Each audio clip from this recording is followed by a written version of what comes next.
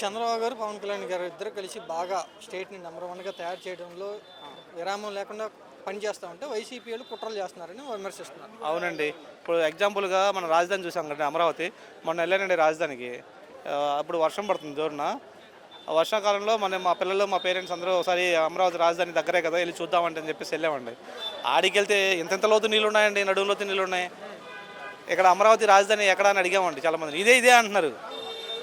నాకేం కనపడలేదు అమరావతి రాజధాని అనేది. చూసారా మరి అలా అలా అద్భుతంగా తయారు చేస్తున్నారు మన అమరావతి రాజధానిని ఈ కూటమి ప్రభుత్వం.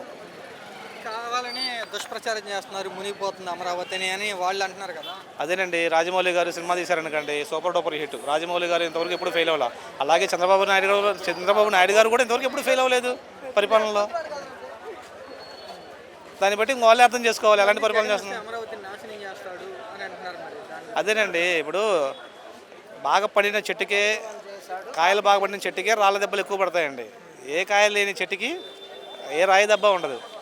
జగన్ గారి పరిపాలన ఎలా ఉంటుందంటే ప్రతి రూపాయి ప్రజలు ఏదైతే ట్యాక్స్ రూపంలో కడుతున్న ప్రతి రూపాయిని కూడా మళ్ళీ తిరిగి ప్రజలకు పంచాడు. ఈ కూటమి ప్రభుత్వం వచ్చినాక ఎవరికి ఏం పంచారండి? ఎవరికి ఏమి ఇచ్చారు? మన డబ్బులు దోచుకోవడం తప్ప దాచుకోవడం తప్ప తిరిగి పంచింది ఏం లేదు కదా.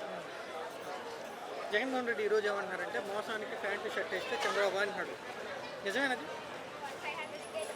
ఆంధ్రప్రదేశ్ ప్రజలందరూ చూస్తున్నారండి అది నిజమా అబద్ధమా అన్నది. ఏ ముసలోళ్ళ దగ్గరికి వెళ్ళినా, ఏ ముతకోళ్ళ దగ్గరికి వెళ్ళినా అదే చెప్తారు. ఏ స్కూల్కి వెళ్ళి పిల్లల్ని అడిగినా కూడా అదే చెప్తారు.